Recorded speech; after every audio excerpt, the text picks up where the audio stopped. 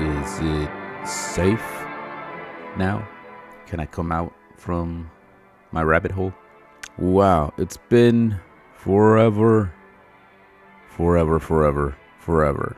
There's been a huge delay on getting back on track with the show. Welcome back. This is Mean Nerdo.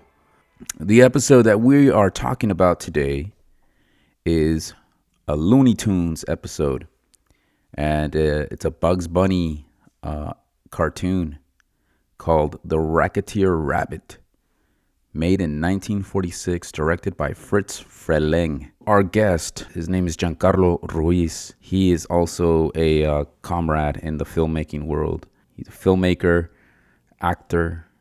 I think he's actor first, then filmmaker second, or he's just all of it at once. But incredible human being. It's been rough for all of us, but here we are.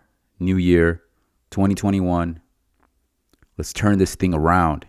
And without further ado, here is Mean Nerdo. So how you been, man? First of all, you were in LA, right? And Yeah. I've been living in Los Angeles now for like about 5 years and a half.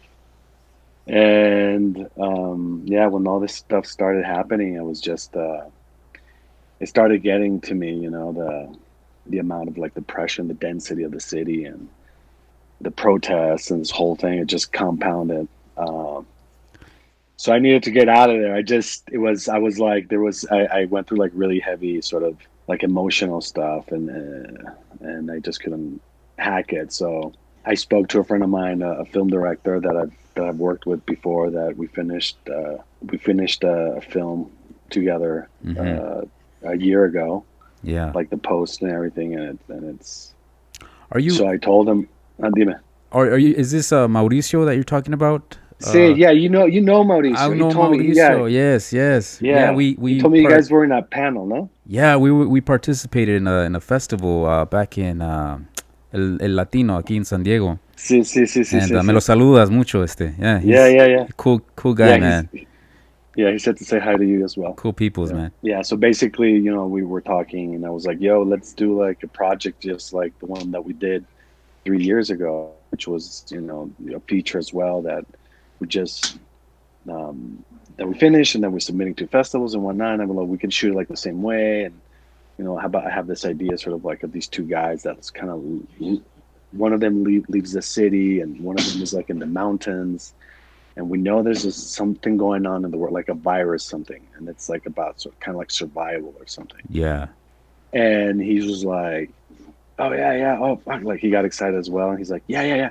So he Yeah. has like a writing partner, and that little tiny little idea they completely turn Yeah. it into this sort of very complex. It just caught fire. Um, Yeah.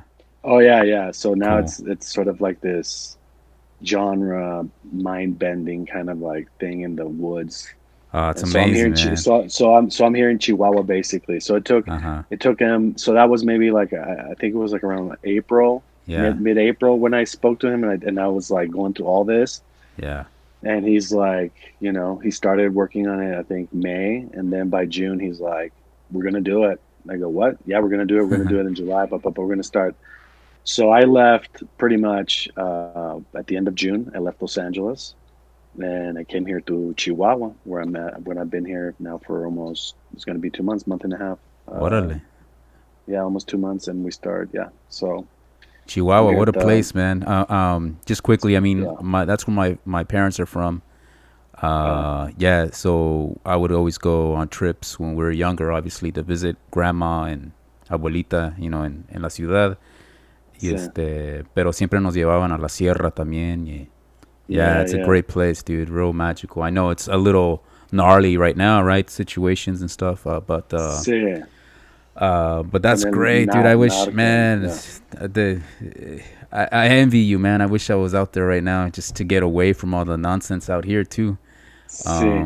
And Yeah. yeah, and just working too. Work. That's the best thing you can do is just kind of put your head down and See. work and get on these projects. My situation right now is crazy. I mean, it's ludicrous. I mean, I'm going through what I told you earlier. I'm here with my 8-year-old boy right now. We're in the hotel and just like camping, man. It's like an adventure all to itself. So So, it's pretty cool in that sense, and then that it's so chaotic that I see it now as like this is just an adventure now. yeah. It's survival. So Yeah, for sure. yeah, Yeah. yeah, it's crazy, man. And it's sort of like this, it has this feeling of adaptation, of sort of resilience, and having to sort of understand that we're not going back to this normality that we were accustomed. There's no such thing as that. And there's Yeah, no and I don't think there's like a new normal as well. I think there's more like a new world. So yeah, it's sort of rules are again, they're being sort of processed, and they're yeah, being uh, talked about, and they're being and society's going through change, and it's like it's an yeah. amazing time to be alive, really. I mean, if you think about it, we're very lucky to be going through something like this, because it's really putting us giving us perspective of society, and the way that we've been living for you know I don't know how many years, in the sense that Absolutely. it's not sustainable. Tell me why. I asked you about a couple cartoons, and you were like, "Nah, no, no cartoons." Yeah, but yeah. but but uh but I mean, I there's a there. I mean, there's periods of cartoons that exist, right, in different Yeah, eras, and I think Bugs Bunny is definitely right up our alley because as kids, I mean, my older brother definitely was watching Looney Tunes, and so I was there with see, him watching that, and yeah. um, and so yeah, man, why Bugs Bunny for you? I think there was something about Bugs Bunny that I could identify with, which where he was just like a rascal. He was just there was this side of him that would just like he was very cynical, but and very sarcastic and ironic, and he was like, he wasn't worrying about anything. He's like, I don't give a shit. Like, yeah. And he's always getting himself in trouble. But within that trouble, that's mischievousness, he would always sort of show us like, you can still, it's almost like you can still not take things seriously, but take him seriously in a sense. Don't take yourself seriously in a sense of like, oh, so yes, to, have Hmm. like this. But I think the cartoon I picked is kind of like right up your alley because Bugs Bunny gets down there with some additional voices and some acting of his own, right? And Yeah, yeah. I got a chance to check it out this morning with Moy, and Yeah, he's a funny little guy. yeah, Bugs, he's yeah, wild. he's awesome, Uh, dude. I think I loved classical music through him. It was so weird because even though my dad, I remember growing up, my dad at Sundays for some reason he would just put classical music all day, really loud at the house. He would take out the records, Tchaikovsky, Oh, cool, man. Mozart, Wolfgang. He was like Just yeah, bang out I all the don't know, hits. and Yeah, just all day. And yeah. I was like, and as a kid, I was like, oh, here we go, like my dad with his music, right? Uh Because we huh. don't know better, right? Yeah, yeah, But then I would see it in Bugs Bunny, and I was like mesmerized by it. And there was yeah, this thing of this sort of connection, I guess, between my father's love for that music and my love for this character, which was a rascal. And yeah, I was like a little rascal. yeah. I was always getting myself in trouble, and always like, hey, el Yanquito, Uh my huh. ay Yanquito, my Yeah. like my older sister, always says that I was like a pata de perro, or like an alley cat. She goes, you're like an alley cat, it's like, You just show and up. she would, Yeah. yeah, and she would always say that, and I wouldn't, as I was growing up, but then I understood, and I was like, of course, and it had this quality from Bugs Bunny that he was just so funny, and Yeah. I mean, he was just wild. No rules. Like he was yeah, just his rules. It was just yeah. something just very a Just rebel. free, He was like very a free. rebel. Very free, Yeah. and incredible too. That well, I think the Looney Tunes series and all that was, or Merry Melodies. I think they had like a production that was like the sister production, but it was completely married to and in sync to the music. Right, the music kind of carried the See. slapstick of it, Yeah. which was incredible, man. These animators, and that's the other level of it. The animators. I think it was Mel Blanc, right, that did the like Yeah. Yeah. almost all the The voices voices. Yeah. Yeah. of all the characters there, and Yeah. but why don't we watch a little bit of it right now, or Yeah. in Yeah. Yeah. fact, let's watch maybe half of it, take a Sure. break, and talk about it, and then we'll watch the last part of it. I think it's like Okay. almost. I think it's like 8 minutes or 10. something. No, Yeah. 7. Yeah. Yeah. Let's see here. Let's see. I think it freezes here for a second, and then it's gonna.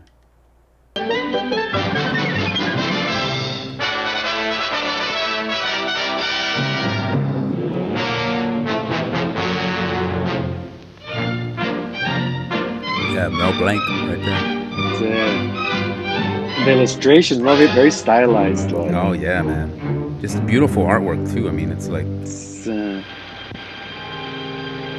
What a glorious night. Hey, what do you say we stop somewhere for a hamburger? All right, I'm gonna pause right there, dude. all right. So, Racketeer Rabbit from 1946, directed by Fritz Freleng. I wonder if that's like Fritz Lang, but he just Yeah, he no, just that's kind probably of like un pseudónimo, no? Simon. Yeah, what did you feel or get from all that? Well, it's that that absurdity, very surreal. Sort of. He goes into a house, but then he digs a hole right in the ground. He goes in like Yeah, yeah, why, and he has a candle, and then he puts like a do not disturb, but the house is empty. It's very those little things that I find that I think I enjoyed, or like even as he's walking there, he's shooting. He does no care in the he's just doing his yeah, thing. yeah. Just there's all this shit happening around him, and he's just It's his eh, world. It's his world. yeah, He makes up it's his yeah. own world. Yeah, yeah. I think those cartoons are timeless, man. Just That's talent that's that it like had. yeah, It's that's like all. 74 years ago. Yeah. If you think about it, like if Wow. you add it to where we're now, 74, and it still holds up. Yeah. Still holds up. Like he's still amazing. He's still brilliant. Back then, I think the illustrators were sort of like these gods for sure. Making these drawings move, and frame by frame, and the colors, like they're like you said, there's the real craft behind it. There was like you can sense that there was pride and there was like love in each frame, and who knows how many times they would do probably one of those cartoons, right? Like in the Yeah. sense, well, this doesn't work. Like now Bugs does this, and like Yeah. just going back and forth, and it's you can appreciate it. At least I think we can, because I think we went from analog to digital Yeah. in a short period of time, but we were part of that. Yeah. We were part of celluloid. We're part of things that kids now don't. So I think we can appreciate the amount of time and the dedication that something like that would take, as opposed to maybe today, which you could have like an application that if you just click on a couple of things, Yeah. it does a character for you. And Yeah. there you go. Yeah. I mean, I'm sure it has its own degree or level of elaborate things that happen, but it's so automated now, right? That it's like, okay, I did this work for so long, and now I Yeah. just hit a button and let it render for so many Yeah. plus hours. I can go do other stuff, or what I mean. Yeah. It kind of just change, kind of like with film, right? You like how See? we've gone from celluloid to now digital, right? Which is See. incredible. But yeah, tell me what got you into filmmaking. I've always, as a kid, I always like creative, and I would do like voices, and I was really good at imitating people, and I could do like, I don't know, Howard Cosell and Muhammad Ali and all these like I could just do all these crazy voices and things like that. So I was sort of, I was always like the jokester in the family, I was always kind of making my family laugh, things like that. But and I used to draw a lot and everything, so I was always like in the creative aspect, but I didn't know what I wanted to do. Mm-hmm. And in high school, I think it was the last year, senior year. I went to high school in Tijuana, but my last year and a half, I ended up going to Imperial Beach, Mm. to this kind of like Catholic high school there that I really didn't like. Órale. Yeah. That's a different Like, story. yeah. Yeah, Those can be either but I really, remember really good, right, for the wrong reasons, or really, really bad for the bad reasons. Yeah. exactly. Yeah, Yeah. yeah.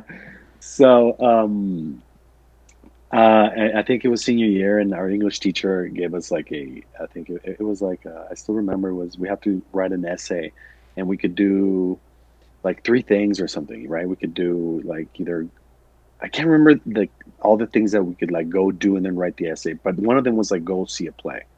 And Cool. I would always, and I had gone seen plays with my dad, but he would take me to see these weird things that I couldn't understand, like marching bands and kind of like weird things that I just.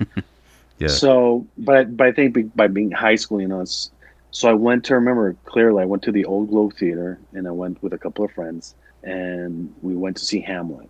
It was with, oh my God, what's his name? God, he was in Singles. Do you remember Singles? That movie, Oh Singles. yeah, His yeah. name is. Are you thinking of mm, he's the guy with Dylan the about something Dylan or no, the one about the remote control. He's a really good actor. He's God, he's not? this American. Campbell Scott Oh, Campbell or Scott. Scott, Okay, yeah, yeah, that yeah, guy. yeah. I mean, and I came out of that. I mean, just the production and the wardrobe in this, but his performance, I have never. He was doing like he would do these crazy, these monologues from Hamlet, but he would be giving like his back to the audience, and he'd be doing like these weird movements. Yeah. It was so captivating, and I remember just at the end, sort of as soon as we exit Balboa, I remember I was like, "That's it. That's what I'm gonna do. That's what I want to I do. wanna That's it. That's yeah, it. Like yeah. I want to act. That's it." So That's dope, dude. That's cool. yeah, yeah. So once I got out of high school, and I was like, well, I gotta study for that, whatever, and started taking classes. But then, like a year later, I had the opportunity to work on this big film project in Tijuana called Jardín del Edén, or Garden of Eden, which was like the biggest Mexican film back then. It was like $1.5 million. It was by Maria Novaro, a really well Mexican director. She was amazing. Oh, cool, And I man. and I got a job. I got a job as a PA, Yeah. and I was doing theater in San Diego at Southwestern, actually. And I was doing at Casa La Cultura. So I did this job. It was like 2 months or 3 months, I think, filming, and I learned so much on the job. Just being a PA, I learned so much just watching, and I Oh couldn't believe yeah. it. It was like, this is how they make movies, you know? Oh, Yeah. that's like a crane, and I was just like, oh my God, what Yeah. is that? Like, oh, and they put the camera guy up there. Wow. And Yeah. as soon as the film wrapped up, I got a quick job. I made like money like in 6 months, just worked and worked and worked, and I moved to Mexico City. I think I was like 21 or 22, Cool, and man. I just moved to Mexico City. It was my first time living out of Tijuana, so I was, And you went solo? very You didn't have family out there or nothing? Yeah, no, just no, solo. wet behind the ears. There was like family friends, things like Mm-hmm. that. So I kind of stayed with them a little bit, and then, one thing led to another. Then a friend of my brother was living up there, and then we knew. So there's people there that I kind of knew through other people, and I was there before I met you. So I Mm. worked in a couple of productions up there. Mostly they were like de los hermanos Almada, so it was really low budget, kind of like, Mm-hmm. Yeah. when catering back then was like, they would grab like carnitas, Oh, big up carnitas, and they would just put it in the middle of the table like whack, toma cabrones. and everybody, yeah, y todos las tortillas así en chinga, like Sí, sí. it's like como perros. Ajá, huevo, sí. Wow. And I don't know, it was a unique experience, and I learned how to make blood, and Yeah. I was like, it was like those things when you're so excited about, something, the simple things of like the magic Right. of film. So then after that, I come back. I have to come back. I did a little bit of theater. I studied stuff, but it was tough. It was 4 years or 3 years that I just it was really intense. It was like a tough environment for me to live in. Because also I thought of the people I had met in the production, and once I got back up there, that they would kind of hook me up with jobs or anything, and it wasn't anything like that. I learned the reality of a big city, and sort of like you have to like just Yeah, you're get it, get your own, like, oh mm-hmm. shit. So I was teaching English, like in these, I was like this 22, 23-year-old kid teaching English to like 40-year-old guys at like companies and things like that, and Yeah. to Wow. make ends meet. You know, so it was. Hmm. It got to a point where it was tough. So I came back to Tijuana, and I went back to school basically, and I started doing theater again. And when I was in Mexico City, I met my who became my girlfriend at that time, and when we came back to Tijuana, we started like our own company together. Cool. And Yeah. so we're doing that theater, and then at some point there at Southwestern, somehow I walked by. I think it was like I was coming out of rehearsal with Mr. Virtus, who was like the faculty there, right, the acting Hmm. Yeah. guy. And I remember there were these guys with cameras right outside, like right there. You know how that Yeah. it was like the theater, and then you Yeah, had like that was kind of like our passageway there. Yeah, for with the see, theater kids and the telemedia kids. Yeah. yeah, Yeah. and that was it. As soon as I kind of like I was Yeah. like, oh, Two and two together. Boom. Yeah. and I was like, what is this? Well, you know, TV production. Oh, okay. And I was like, oh wow. So I immediately, you know, I just went full force, you know, and got, you know, started, you know, and that, I think that's where we met with Mr. Yeah. Schneider and, you know, editing. Remember with the three Getting quarter into production. Yeah. tapes, the Yeah. magnetic tape, dude, I it worked was, for a couple semesters, I think, cleaning those damn things. Like I would open them up yeah, myself, and because I forget what it was called. It was called a job something. yeah, the media. I did that job, I think, before you, maybe, Maybe, yeah, maybe or I no, or maybe afterwards, because maybe you went to Santa Cruz at some point, right? yes, yes, You left. So I don't know if it was either I did that job before you did it or I did it after you. But I also did like the checkout stuff. yeah, exactly. And I got to do and that and too. then Yeah, and then they yeah, had obviously the with I think Lou, it was right? What was? the meet, yeah, Lou. Oh my God, Lou, yeah. You guys gotta get out of here. You guys been in here all day. You know, she'd be all like, Jesus, Lou, relax. Oh Remember that? man, that guy was a character, man. Yeah, Yeah. he's a great dude. But yeah, just real high Yeah. strung, man. I think he was a Yeah. Vietnam vet too, I think, or something. Yeah, yeah. But And then I remember there was this other guy, Richard. I remember, and he was like more like a kind of like a robot, kind of like, well, you wanna, you know, he was very sort of yeah, analytic, but very.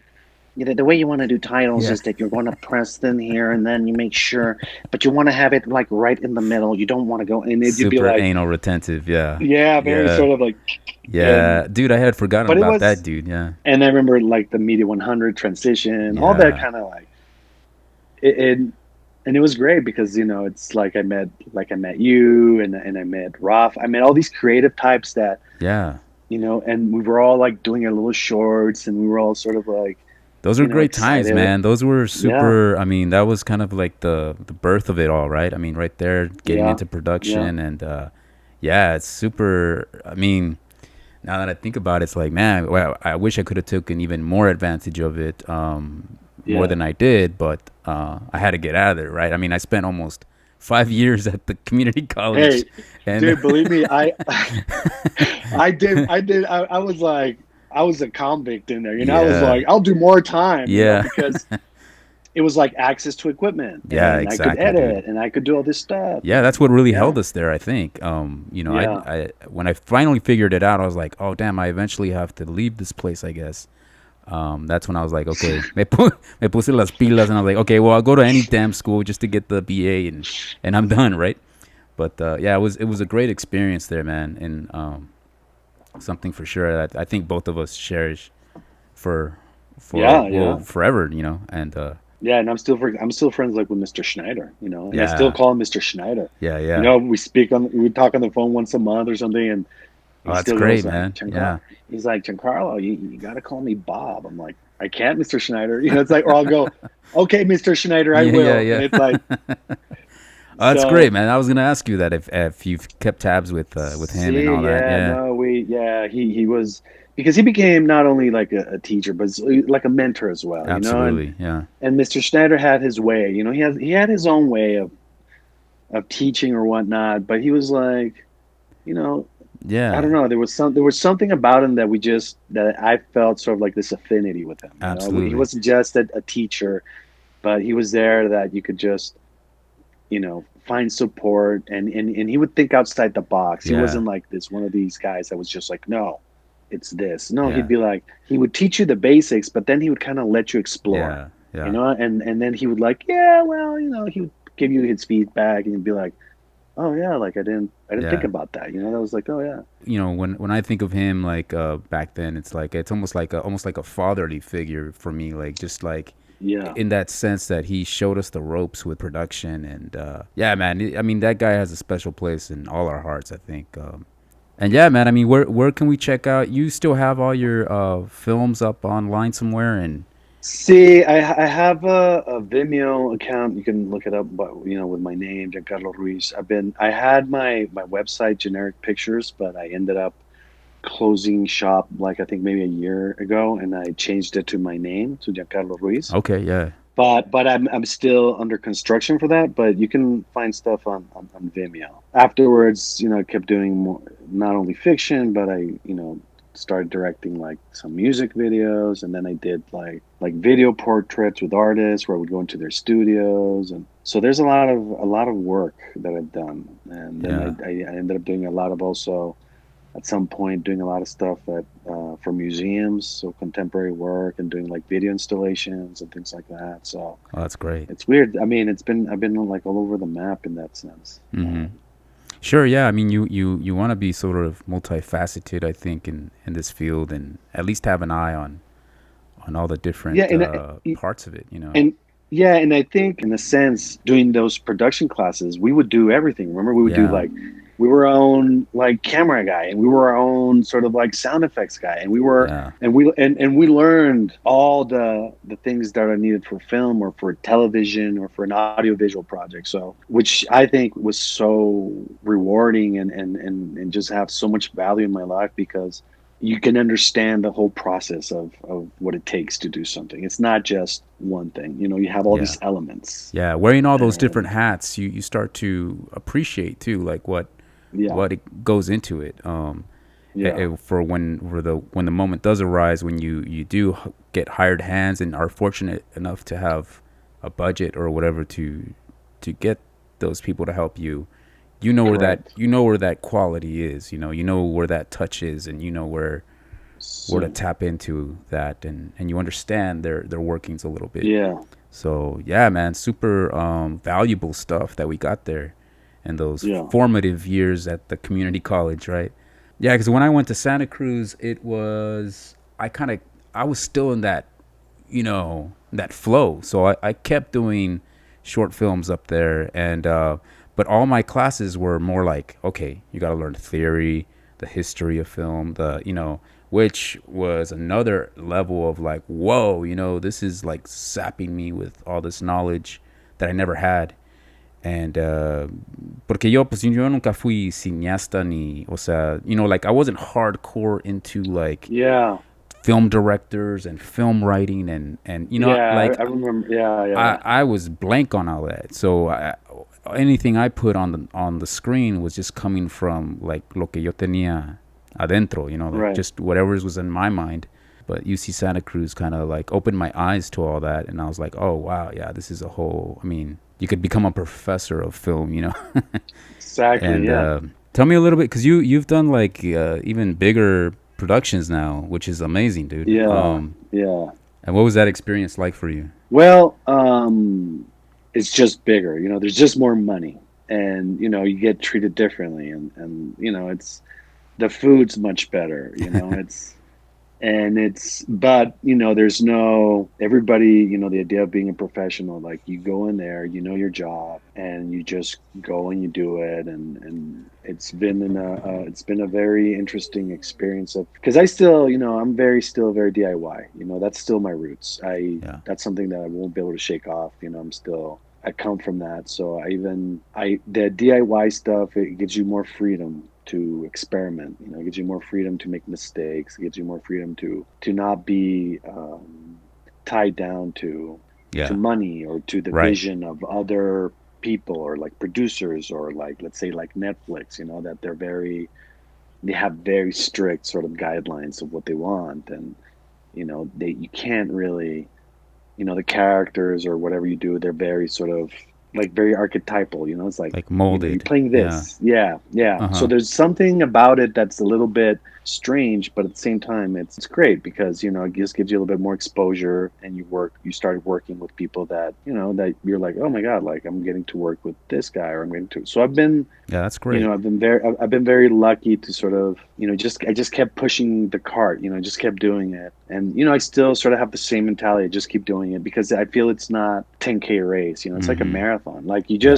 you just keep doing You it. got to It's keep like you're going. not. Yeah. That's it, you know, and Yeah. that's It's not like a steady place where you land and stay in, you know. It's like it's something that you no. constantly have to be just You got to grind, and you grind it. have to Yep. be, you know, almost like obsessive. Like you got to Mhm. have this nature of, in the sense that for whatever reason is that you're doing it because there's something, a fire in you. It's that clarity like we were talking about, like as That's you're it. growing as an artist and you're building your craft, you kind of start thinking, okay, well that grind is making me sort of pack on all these other things Yeah, that weren't necessarily, yeah, and then you come to a point like you say there's that clarity, then you start unpacking all that stuff and yeah. you become lighter, more fluid, more in agreement with Same, what your same, vision is, you know. It's kind of figuring out same. what your own vision is of yourself See, and moving as well. forward with it. Exactly, Yeah. exactly.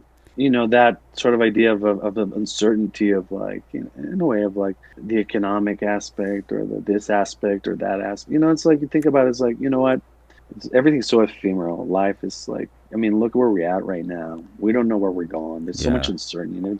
But that uncertainty has always been there, Yeah. always, because we don't know, but we think that life is certain. We think that I'm going to see you on the weekend. Yeah. And we think that on Tuesday I'm going to go see the Padres, or do you know what I mean? We Yeah. have this idea because we have dates. We have a continuum of time and space, like, oh, this is, and suddenly when that's this rupture that just happened, that just went, Yeah. fuck all you guys, everybody in the world, fuck you, bah, bah, Yeah. bah, and everybody's like, They don't know what to do. Yeah. whoa, Yeah. you know. And it's, you know, I'm very fortunate and I'm very grateful, like, to be right here in Chihuahua right now, and having the possibility of getting to like this world that we're a creative world that we're going to do in this film. And That's awesome, man. but that's sort of like this idea of just la psicomagia. You just, and you have people that you start connecting with Mhm. that have like the same spirit, Yeah. and then you realize, shit, man, like that's so fucking cool. Like, you know, it's like we have like the same kind of vibe. Like, you wanna, there's no, there's, then you realize There's that shared passions, you know. There's a it's a communal thing, you know, the filmmaking, sin, and we all need that, man. Like that. sin, Eso yo lo extraño mucho. sin, yeah, You know, it's hard, man. I try to, you know, currently I'm trying to build my own sort of film community with just my compas, and you know, hey, tú sin, échame la sin, mano aquí, you know, let's do this, yeah. you know. Got my brother that loves to write, Gabriel, you know, we were high school friends, and I'm like, well, dude, like let's start writing, you know, together, and you write something, we'll go shoot it. We as artists, we have this special gift. We have this special gift that allows us to retaliate against the uncertainties and the lies and the manipulations and these things that are happening in the world. We can say, we have that power to say, nah, I'm Yeah. not gonna buy this. I'm gonna, and whatever I'm feeling here, I'm gonna give it back to you. I'm gonna be a reflection of what you're, of what this is happening. And I'm not buying into this. And I'm not, I mean, I'm not saying I don't, obviously we, you know, we're going through a pandemic, and it's crazy. It's a worldwide thing, of course. You know, it's Yeah. not like it's not here. It's here. But yeah, I think people are tired of such, so much BS. I think people are just tired, not around the world. They're just tired of human beings being fucking assholes, of, Yeah. because we have the capacity of being just such shit things. Like, Mhm. our sense of community like needs to change, and like, in so many aspects, because life is not sustainable the way we've been living it, and it doesn't resonate with what we should be doing, the spirit of humanity, which is, you know, fuck, man, it doesn't cost me anything to like, to share, right, to share the wealth, or to share experience, or to share and there's these things, these evil sort of like dark forces of of of ego of that we're gonna, you Mm-hmm. know, it's like my friend Panca, she's an artist from Tijuana, and Oh yeah, I've heard she of her. always Yeah. she yeah, she always says things like, she has this saying about el pantano, Uh like huh. el pinche el pantano, like los humanos en el pantano, in the muck, you know, so Uh como huh. Yeah. Yeah. we're in like that sort of like like Yeah. asquerosos, like Yeah. very, and there's something about our humanity that's sort of connected to that pantano, you know, and Mm-hmm. it's almost like we agree with it. We Yeah. agree with that It's almost pantano, like and it's we yeah, it's sort of there to also, I guess, feed us too, sí, like in a sí, sick way. Like it's kind of like we do sí, kind of need that too a little bit to sí. to It's to it's I don't know. It's kind of like the cliche, right? Like you need the dark for the light, and the light is there for the dark. And sí, but sí. but yeah, man. But I do feel like we need to sort of elevate Conscious, our man. conscious, It's and be it's and work it's from a higher level up. You know what I mean? yeah, yeah. And I yeah, agree. and kind of get out of that muck. But I agree. I agree. this was a great conversation, dude. I want to continue having more discussions with you, and dude, hopefully, I mean, down the road we can collaborate as well. Yeah, of course. Thanks for You having know, me. Yeah. yeah, do some Uh, kind of film together, even some kind of yeah, or some I would shoot. love to for sure. Yeah, That'd be yeah. I awesome, dude. mean, I before I got here to Chihuahua, I did a couple of scenes for, I don't know if you remember Rafael Rodriguez. Oh Did you yeah, remember Rafa. that? Yeah, Yeah. yeah, I do remember him. Yeah. Yes. So Rafa's been he he stopped at some point like doing shorts or something, but he was still doing like media stuff, video production things, and he has like his company for commercials and things like that. Oh, cool. Yeah. And he and I had a conversation, and it's a very interesting conversation, maybe like a year and a half ago, maybe or two, and I remember he was asking me something like, como que, when is it enough or something like that, like cuando es ya, like por qué sigues, like why are you still, sort of like this idea, and I told him, this is sort of what we talked about this, and I know that sometimes life has its own ideas for us, and it puts us in situations where we have to, it's necessity and it's things that we have to do, and Yeah. sometimes that might lead us off our path, but he's still passionate, he still has his hand on something, a little, he's Yeah. still Absolutely. writing, he's still Absolutely. hasn't stopped. So when he told me, "Hey, man, would you be interested in, being in touch?" He's like, "Would you be interested in being in a, in a scene?" I was like, "Of course." I Yeah. mean, there's nothing, there's nothing. Even my skin is like my hairs. If you could see my Oh hairs right yeah. now, they're Oh yeah, standing. dude.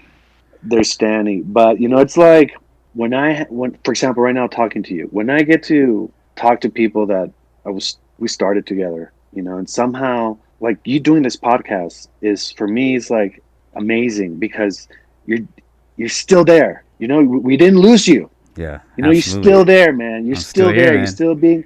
You're still being creative. You still have that fire in you, and that, man, it's like that makes me, that inspires me.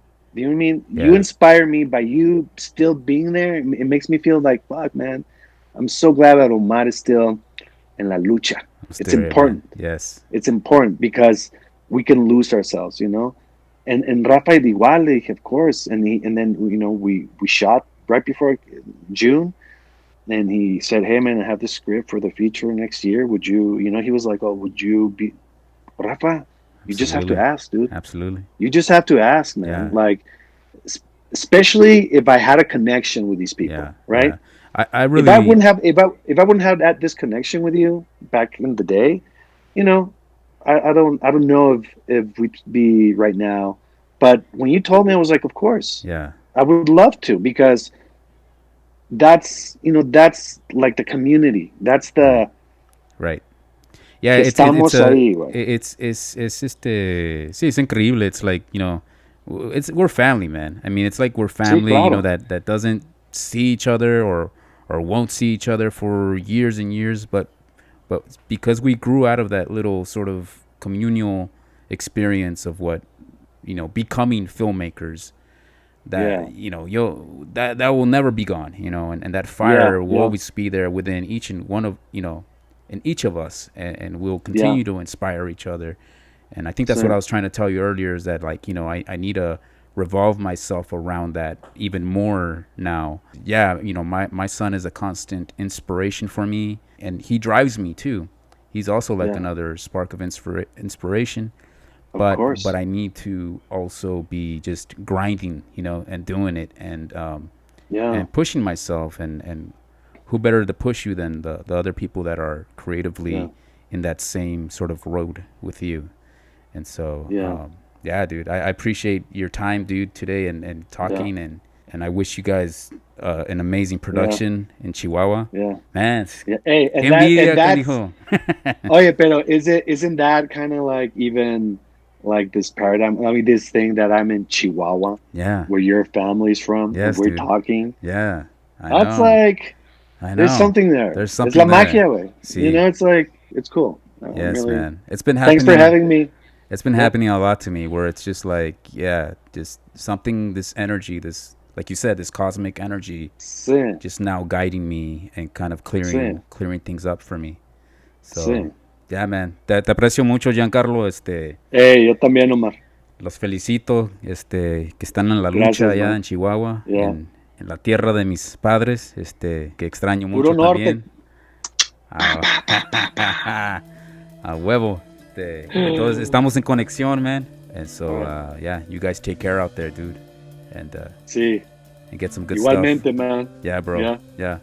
Okay. All right, brother. You take care, man. So good to see you, man. Yeah, you too, man. All right. Yeah, good to see you too, man. Thank you.